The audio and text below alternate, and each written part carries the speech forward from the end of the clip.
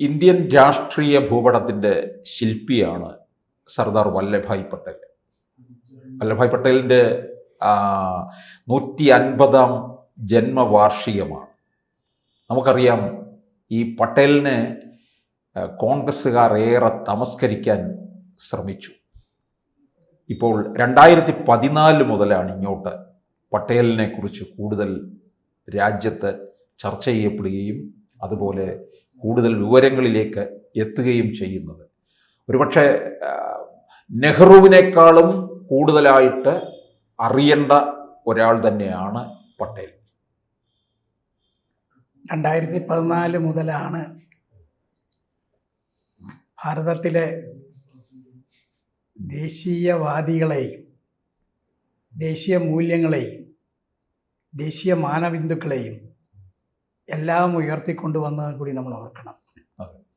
തമസ്കരിക്കപ്പെട്ട പ്രമുഖരായ വ്യക്തികളെ, അവരുടെ സംഭാവനകളെ, ഇതെല്ലാം ഒരു പ്രത്യേക കുടുംബത്തിൻ്റേത് മാത്രമാക്കി വെച്ചിരുന്നു. അതുവരെ സ്വാതന്ത്ര്യ സമരത്തിൽ പങ്കാളികളായത് ഒരു കുടുംബം, സ്വാതന്ത്ര്യ സമരം നയിച്ചതൊരു കുടുംബം, ഒക്കെ ഒരേ കുടുംബം.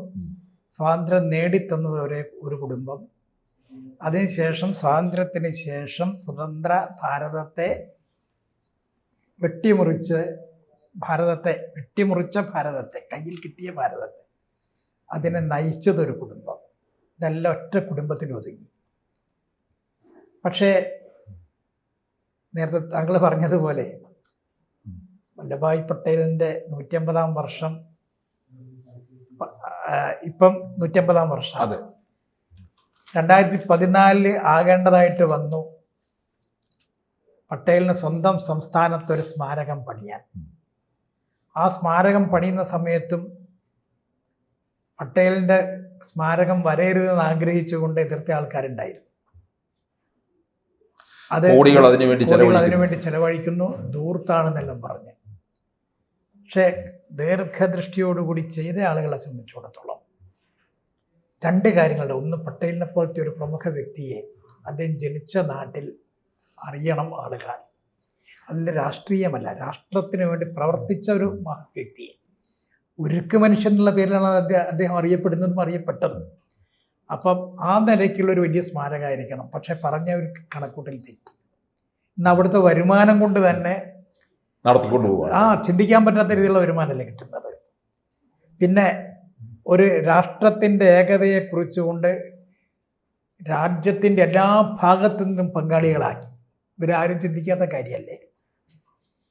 ഇരുമ്പിൻ്റെ കഷ്ണങ്ങൾ, അങ്ങനത്തെ ലോഹ സാധനങ്ങളെല്ലാം ശേഖരിച്ചുകൊണ്ട് എല്ലാ ഭാഗത്തും വല്ലഭായ് പട്ടേലിൻ്റെ സ്മാരകം പണിയാൻ വേണ്ടി ഗുജറാത്ത് മാത്രമല്ല, മുഴുവൻ ഭാരതത്തിലെ ആളുകൾക്കും അതിൽ പങ്ക് വേണം, പങ്കാളികളാണ്, ഞങ്ങളുടെ എല്ലാവരുടെയാണ് പട്ടേൽ എന്നുള്ള കാഴ്ചപ്പാട് കൂടി ആ കൂട്ടത്തിലുണ്ടാക്കി. ആ നിലയ്ക്കാണ് ആ സ്മാരകം ഉയർന്നു വന്നത്. അതൊരു വലിയ പ്രധാനപ്പെട്ട കാര്യമായിരുന്നില്ലേ. പിന്നെ രാഷ്ട്രത്തിൻ്റെ ഏകതയെക്കുറിച്ചിട്ട് ചിന്തിക്കുന്ന ഒരു വ്യക്തി ഉയർന്നു വരാൻ പാടില്ല എന്ന് നെഹ്റുവിന് വലിയ ചിന്തയുണ്ടായിരുന്നു. അതാണല്ലോ നെഹ്റുവിനേക്കാൾ അറിയപ്പെടും എന്ന് പട്ടേൽ എന്ന് തോന്നുന്ന സമയത്താണ് പട്ടേലിനെ തമസ്കരിച്ചത്. അത് ഉറപ്പല്ലേ. ആഭ്യന്തരമന്ത്രിയാക്കാതിരിക്കാൻ നിവൃത്തിയില്ല. ഇല്ലേ പ്രധാനമന്ത്രി അദ്ദേഹമാണ് ആകേണ്ടത് ശരിക്ക്. പട്ടേലിനെ മാത്രമല്ല, സുഭാഷ് ചന്ദ്രബോസിനെ, അതേപോലത്തെ ആൾക്കാരെ പലരെയും തമസ്കരിച്ചിട്ടുണ്ട്, ഇല്ലാതാക്കാൻ ശ്രമിച്ചിട്ടുണ്ട്, ഇല്ലാതാക്കിയിട്ടുമുണ്ട്. പക്ഷേ ഇത് പട്ടേലിൻ്റെ കാര്യം വരുന്ന സമയത്ത് കുറച്ചും കൂടി അതിന് പ്രസക്തി ഉണ്ട് എന്നുള്ളതാണ്. അതിനുശേഷം 2014 ശേഷം കൂടുതൽ ആൾക്കാർ അതിലേക്ക് പഠിക്കാൻ തുടങ്ങി, ചിന്തിക്കാൻ തുടങ്ങി, വിലയിരുത്താൻ തുടങ്ങി. അല്ല, അതിനുശേഷമാണല്ലോ ഈ ഏകതാ ദിനമായിട്ട് ഒക്ടോബർ 31 ആചരിക്കാൻ തുടങ്ങുന്നത്. ഒക്ടോബർ 31 അതിനുശേഷമാണ് ആചരിക്കാൻ തുടങ്ങുന്നത്. ഇപ്പം അതിന് കുറച്ചും കൂടിയും പ്രാധാന്യമുണ്ട്. ഈ വർഷം 150 ജന്മവാർഷികമായതുകൊണ്ട് കുറച്ചും കൂടി ഉണ്ട്. അതിന് കാരണം എന്താണെന്ന് വെച്ചാൽ ഭാരതത്തിൻ്റെ ഏകതയ്ക്ക് നിലനിൽക്കണമെന്ന് ആഗ്രഹിച്ച പ്രധാനപ്പെട്ട വ്യക്തി പട്ടേലായിരുന്നു, അല്ലേ.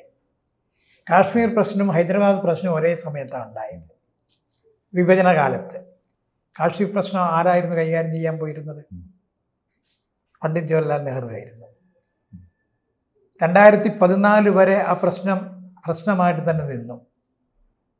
അതിനെക്കുറിച്ച് കൂടുതൽ ചിന്തിക്കാൻ തുടങ്ങിയത് ആ കാലഘട്ടവുമായി ബന്ധപ്പെടുത്തിക്കൊണ്ടാണ്.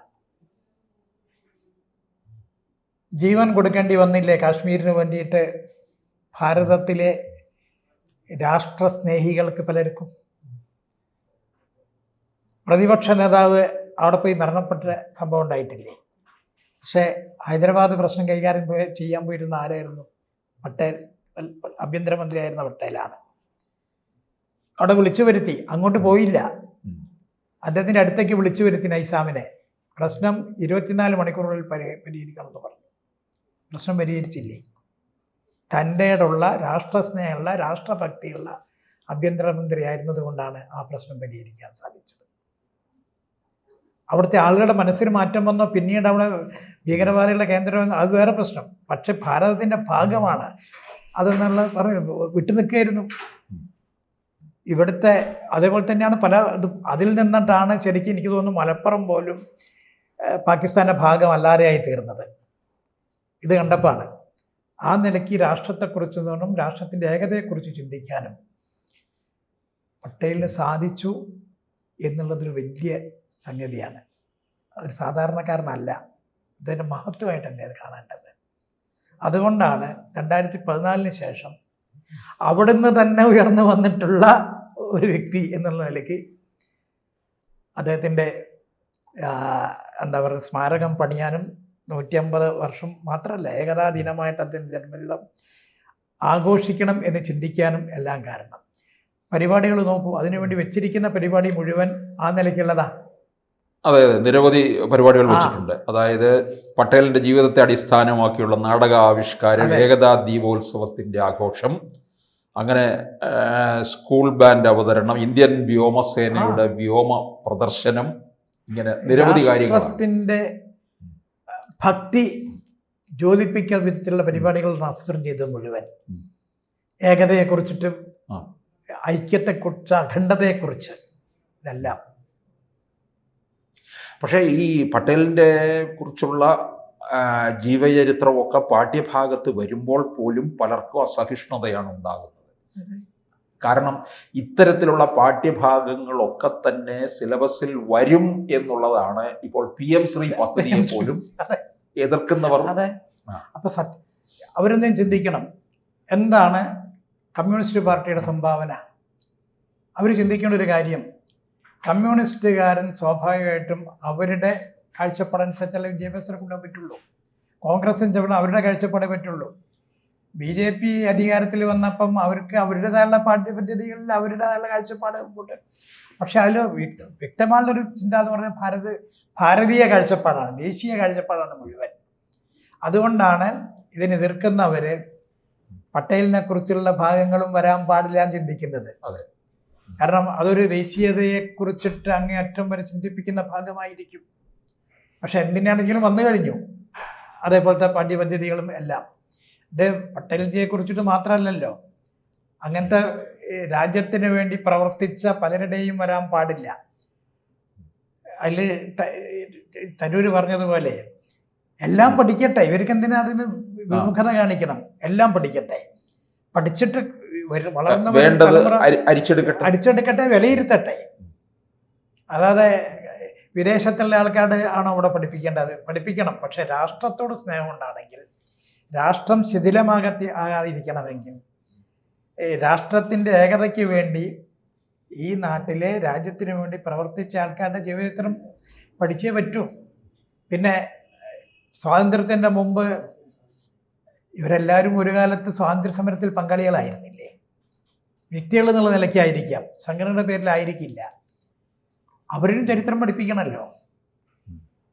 അപ്പം ഈ പട്ടേൽജിയുടെ ഈ 150-ാം വർഷത്തിലും വളരെയധികം ചിന്തിക്കേണ്ട കാര്യമാണത്. ഏകതാ ദിനമായിട്ട് ആചരിക്കുമ്പം, ആഘോഷിക്കുമ്പം ഇതേപോലത്തെ സർവ്വ നേതാക്കന്മാരെയും അവരുടെ ജീവചരിത്രം പഠിപ്പിക്കണം. അത് അവരുടെ ജീവചരിത്രം മാത്രമല്ല, ഭാരതത്തിൻ്റെ ആധ്യാത്മിക ഭൂപടത്തിൽ പെടുന്ന സർവ്വതിനെക്കുറിച്ചും പഠിപ്പിക്കണം. ഭാരതത്തിൽ നദികളുണ്ട്, പർവ്വതങ്ങളുണ്ട്, ഇല്ലേ, മാനബിന്ദുക്കൾ പലതുമുണ്ട്. ഇതിനുവേണ്ടി പ്രവർത്തിച്ച സന്യാസിശ്രേഷ്ഠന്മാരുണ്ട്. നവോത്ഥാനം നടത്തിയത് അവരിൽ കൂടിയിട്ടാണ് ശരിക്കും വന്നിരിക്കുന്നത്. അപ്പോൾ കബീർദാസിനെ കുറിച്ചിട്ടും തുളസിദാസിനെ കുറിച്ച് ഇവരെ കുറിച്ചൊക്കെ പഠിപ്പിക്കേണ്ടി വരും. പട്ടേലിന് അനുബന്ധമായി നിൽക്കുന്നവരൊക്കെ തന്നെ. അതെ, കാരണം ചരിത്രത്തിന് പാഠം ഉൾക്കൊണ്ടുകൊണ്ടാണല്ലോ അദ്ദേഹം ദേശീയ കാഴ്ചപ്പാടുള്ള ഒരു മഹാനായ മനുഷ്യനായി തീർന്നത്. അങ്ങനെ നോക്കുമ്പോൾ ഭാരതത്തിൻ്റെ മുഴുവൻ കാര്യങ്ങളും ഉൾക്കൊള്ളണ്ടേ, പഠിപ്പിക്കണ്ടേ? അപ്പം ആ പഠിപ്പിക്കാൻ തയ്യാറാകുന്നതിനെയാണ് ഇന്ന് ഇവർ വിമർശിക്കുന്നത്. അതുകൊണ്ടാണ് ഇത് അംഗീകരിക്കാൻ പറ്റില്ല എന്ന് പറയാൻ കാരണം. അപ്പോൾ വളരെയധികം ആൾക്കാർ ഊർജ്ജസ്വലമായി ചിന്തിക്കേണ്ട ഒരു കാര്യമാണ് ഇതെല്ലാം. കൂടുതൽ വാർത്തകളും വിശേഷങ്ങളും നിങ്ങളിലേക്ക് എത്താൻ ABC മലയാളം സബ്സ്ക്രൈബ് ചെയ്യുക, ബെൽ ബട്ടണും അമർത്തുക.